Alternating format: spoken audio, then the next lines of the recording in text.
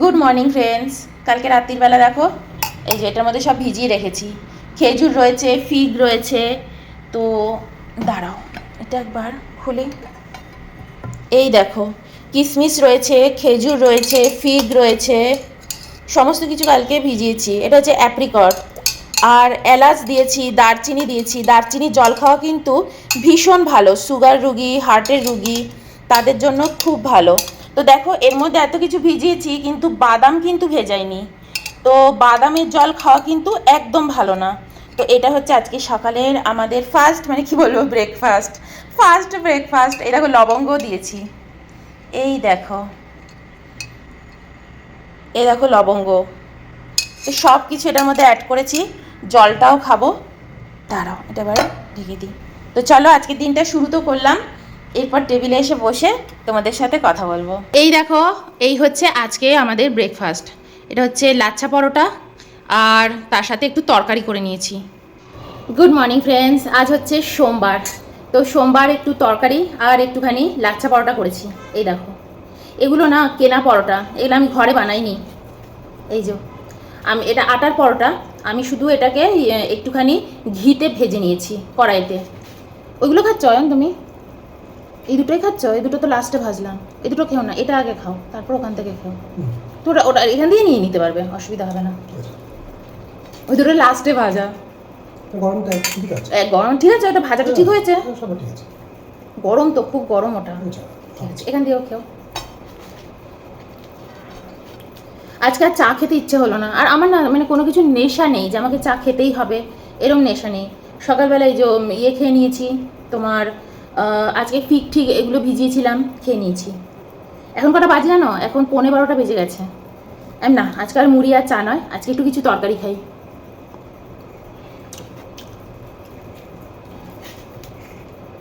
আবার দুপুরবেলা খেতে খেতে আমার 4টে, মানে ওটা আমার ডিনার। তোমরা অনেকেই জিজ্ঞেস করো আমাকে, আমি এত তাড়াতাড়ি খেয়ে নিই, কষ্ট হয় না? না হয় না। আগে তো আমি 7টার সময় খেতাম, তাতেও খিদে পেয়ে যেত। কিন্তু উচিত কিন্তু এরকমই, 7টার মধ্যে ডিনার করে নেবে। বড় বড় সেলিব্রিটিরাও কিন্তু এটাই করে জানো, 5টার সময় ডিনার করে নেয়। তারা কি বড় বড় সেলিব্রিটি বলে করে? তা না। কিন্তু তুমি যদি শরীর স্বাস্থ্যের কথা ভাবো তো তুমি এটা করলে ভালো। কারণ বড় বড় সেলিব্রিটিরাও এখন আর চায় না যে কেমিক্যাল, ওষুধ, ড্রাগ এগুলো তারা খায়, তাই তারা এগুলো পালন করে। অনুশিখা শর্মা আছেন, উনি নিজেই 5টার সময় লাস্ট ডিনার করেন। তাও তো আমরা এরকম তেলে ঝোলে অম্বলে খাই, তারা তো আরও রেস্ট্রিকশনে থাকে। দিলীপ কুমার বলো। দিলীপ কুমার বলো, 98 বছর বয়স। উনিও সারাজীবন। ও, উনি কি খায় না? উনি আমার জীবনযাপন করে।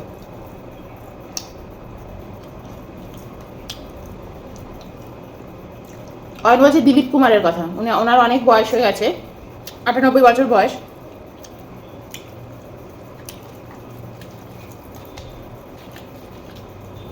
এটা কি জানো তো, এটা হচ্ছে একটা ইনভেস্টমেন্ট। মানে এটা এমন না যে আমি আজকে করছি বলে আজকে আমি খুব ভালো আছি, আজকে তুমি ভালো আছি, কালকের জন্য এটা খুব দরকার। ধরো যাদের বয়স হয়ে যায়, আমরা তখন তাদের কি বলি, এটা খাবে না, ওটা খাবে না, সব কিছু তাদের জীবন থেকে বঞ্চিত। তারা শুধু ডালিয়া খেয়ে থাকবে, একবেলা খেয়ে থাকবে, মাছ খাবে না, মাংস খাবে না, তারা কিছুই খেতে পারবে না, তা নয়। কিন্তু তাদের যদি তারা সারা জীবন খেয়েছে, তাই একটা সময় পর তাদের খাওয়া দাওয়া বন্ধ হয়ে যায়। আমি চাই না সারা জীবন যেন অল্প খাবো, কিন্তু সারা জীবন যেন ঠিকঠাক খেয়ে পরে বাঁচতে পারি।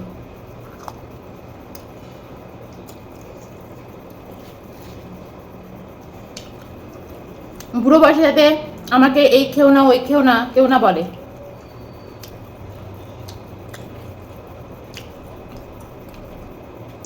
তাই আমি এখন থেকেই কম খাই। এটা হচ্ছে ইনভেস্টমেন্ট। আমি কোনো কিছু ছাড়লাম না, কিন্তু আমি সব কিছুই খুব কম খেলাম, কম নিলাম পৃথিবী থেকে, তাই না? এটুকুই। তুমি যদি এখন থেকে এগুলো পালন করো, তুমি এর ভবিষ্যতে রেজাল্ট দেখতে পাবে।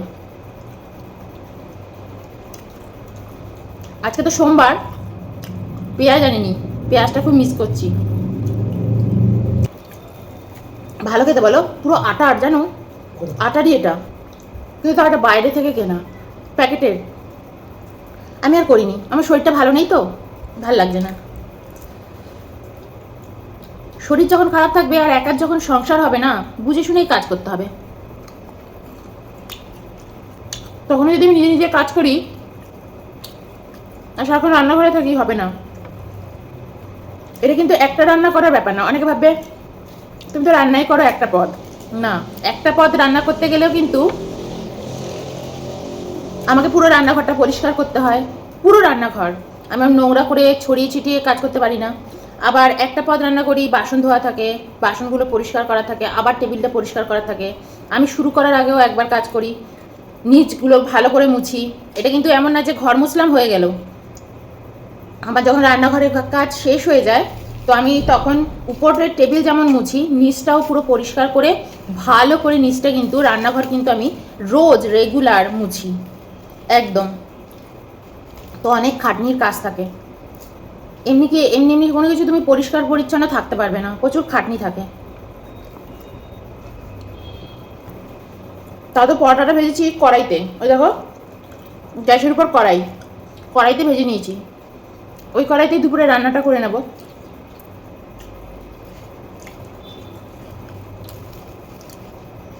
পরোটাটা ভালো খেতে, 5টা করে পরোটা।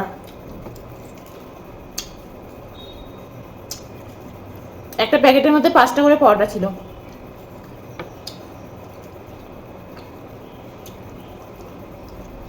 ছোটবেলায় মায়ের কাছে খুব শুনতাম।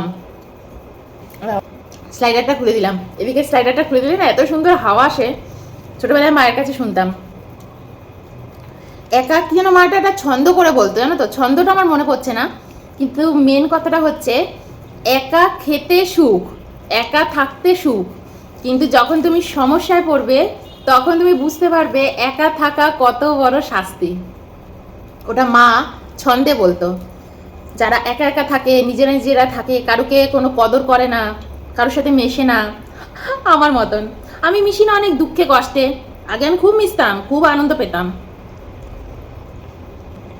এখন আস্তে আস্তে সরে গেছি, সকলের থেকে সরে গেছি মেশার পরে। কিন্তু যারা ধরো এরকম একা থাকবো, একা খাবো, একা পড়বো,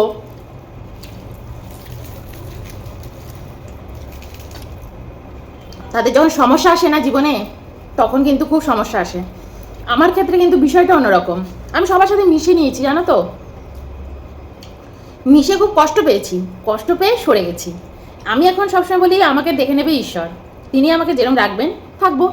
কেউ যদি আমাকে বিপদে পড়ে, সে আমার যত বড় শত্রুই হোক, সে যদি বিপদে পড়ে কখনো আমাকে বলে যে মমি তুমি এসে আমাকে কি এই সাহায্যটা করতে পারবে, আমি কোনদিনও তার থেকে মুখ ফিরিয়ে নেব না, তাকে আমি সাহায্য করে দেবো। কিন্তু আমি আর নিজে মিশতে যাবো না। আমি তো ছোটবেলা থেকে বন্ধু বান্ধবদের কাছেই মানুষ। আমার মা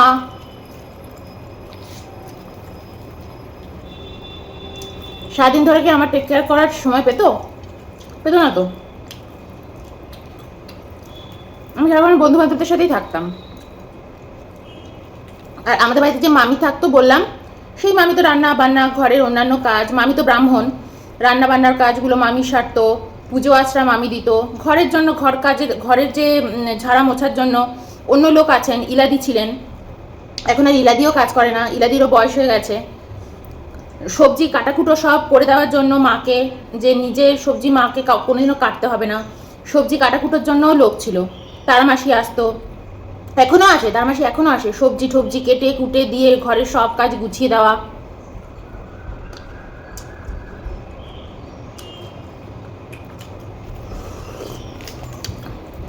আরে হাফ হাফ,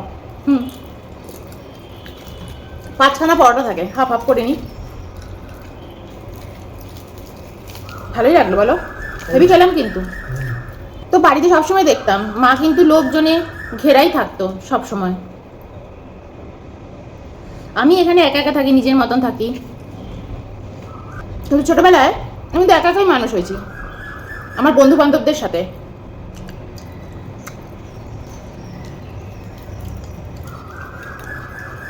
কার সাথে কীভাবে মিশতে হবে, বন্ধু বান্ধব, চিরকাল ওদের সাথে মিশে বড় হয়েছি। কিন্তু যত বড় হয়েছি না, আমার ওই বড়োবেলার যে বন্ধুরা এসছে, মানে যাদের সাথে পরে আলাপ হয়েছে, বিয়ের পর বাইরে এসেছি থেকেছি, তাদের সাথে আমার মিশতে ভালো লাগে না, মানে মিশে উঠতে পারি না। তো এই একটা ব্যাপার। এই মিশে নেব, কিন্তু ওইটুকু উপরে উপরে। এই পরোটাগুলো যেন হালকা বনস্পতি দিয়ে মানে একটুখানি ইয়ে করা আছে, আমি বনস্পতির গন্ধ পাচ্ছি।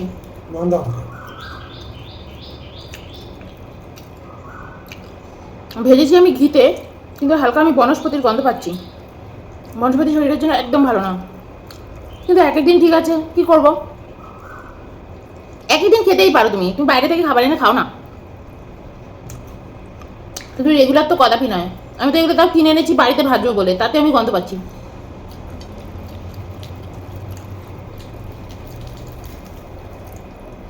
তো যাই হোক, ছোটবেলা থেকে এই কথাটা আমি খুব শুনেছি। কিন্তু আমার কিন্তু সত্যি কথা বলতে গেলে আমি যে কারণে একা হয়ে গেছি, বা যে কারণে আমি একা একা থাকতে ভালোবাসি, আমার কারোর কোনো রাগ নেই যে আমি কারোর সাথে মিশবো না, এই না। যেমন আমার কোনো সমস্যা হলে কিন্তু সত্যি সত্যি আমি দেখেছি লোকজন এসে খুব সাহায্যও করে দেয় আমাকে, যদি আমি কোনোদিনও সেরকম সমস্যায় পড়িনি।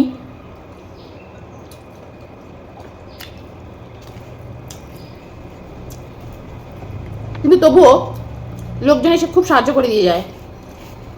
খুব সাহায্য পেয়েছি আমি, বাইরের লোকের খুব সাহায্য পেয়েছি জীবনে, তার জন্য কখনো কাউকে মিশতে হয়নি।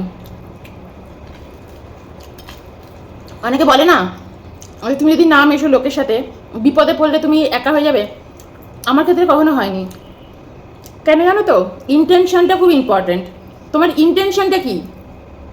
লোকের সাথে মিশবো না, লোকের সাথে বাজে ব্যবহার করব, সেটা না। লোকের থেকে যাতে বাজে ব্যবহার না পেতে হয়, লোকের সাথে যাতে ভণ্ডামি না করতে হয়, হিপোক্রেসি না করতে হয়, নিজেকে হিপোক্রেট তৈরি না করতে হয়। আর আমি কিন্তু একা থেকে খুব ভালো থাকি। মানে আমার কারোর সাথে কোনো গসিপিং নেই, কারোর সাথে কোনো পরনিন্দা পরচর্চা কোনো কথা নেই। আমি নিজের মতো, ওর জন্য আমি খুব ভালো থাকি। আর আমি নিজে যেরকম ঠাকুরের কাছে বসি, ধ্যান করি, আমি তোমাদেরকে বলছি, এতে না তোমার মধ্যে ঊর্জা তৈরি হবে, শক্তি তৈরি হবে। তুমি যদি বেশি কথা বলো, লোকের সাথে বেশি মেশো, ওটা উপরে হবে। তুমি এমন জায়গায় গিয়ে সমস্যায় পড়বে, দেখবে সে তো আসবে না তোমাকে বাঁচাতে, তাই না? তাই কর্মটা খুব ইম্পর্টেন্ট। আর ইন্টেনশন, তুমি কি ইন্টেনশনে মিশছো না। আমার কথা হচ্ছে, তোমার যখনই আমাকে প্রয়োজন পড়বে আমাকে ডাকবে, আমি চলে যাব। কিন্তু আমি কারোর সাথে সময় কাটাবো না বসে বসে হাহাহিহি গল্প, পরনিন্দা পরচর্চা, এর এটা হয়েছে ওর ওটা হয়েছে। যত জীবনে কম জানবে তত তুমি ভালো থাকবে। যেমন আমি এই মুহূর্তে তোমাদের সাথে গল্প করছি, আমার মন পড়ে আছে কলকাতায় কি হচ্ছে, ভোটের নিউজগুলো গিয়ে শুনবো টিভির কাছে বসে, এই অবধি। কিন্তু আমার কোনো ইন্টারেস্ট নেই আমার পাশের বাড়িতে কি হচ্ছে, ও কি বললো, ও কি করলো, সবাই মিলে গসিপিং করছে, এক জায়গায় বসে গল্প করছে, আমার সেটাতে কোনো ইন্টারেস্ট নেই। এই হচ্ছে ব্যাপার। আমার কোনোদিনও কারোর সাথে না কোনো ঝামেলা হয়েছে, কোনোদিনও না কারোর সাথে অশান্তি হয়েছে।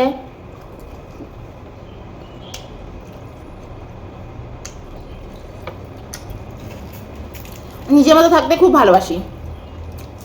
আজকে একা থাকা আর একসাথে থাকা সব কিছু নিয়েই বললাম, গল্প করলাম। আবার অনেক সময় দেখবে পরিবারে এমন কিছু মানুষ আছে, সবসময় মনে হবে এদের থেকে দূরে থাকলেই ভালো থাকা যায়। দেখবে তাদের থেকে দূরে থাকবে, দেখবে খুব ভালো থাকবে।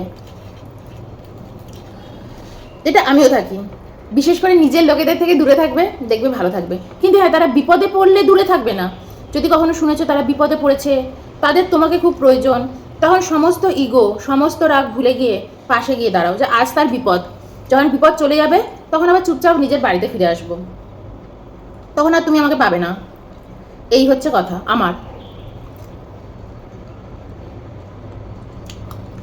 যাই হোক, আজকে একটু এই নিয়ে কথা বললাম।